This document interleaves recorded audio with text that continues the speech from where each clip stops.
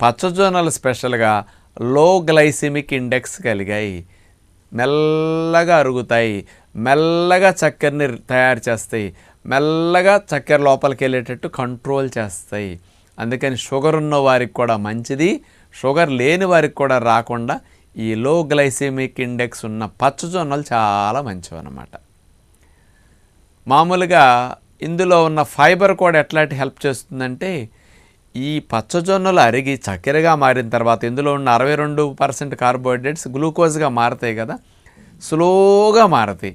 స్లోగా మారినప్పటికీ ఆ గ్లూకోజ్ కూడా బ్లడ్లోకి దూకకుండా గేట్లు ఎత్తేసారనుకోండి, సాగర్ దగ్గర నీళ్ళు ఎలా స్పీడ్గా దూకుతాయి, వైట్ రైస్ తింటే చక్కెర అట్లా దూకేస్తుంది బ్లడ్లోకి. కానీ పచ్చజొన్నలు తిన్నప్పుడు సాగర్ దగ్గర చూడండి, వరదలు వర్షాలు పెద్దగా లేనప్పుడు నీళ్ళని అన్ని గేట్లేసి ఆపేసి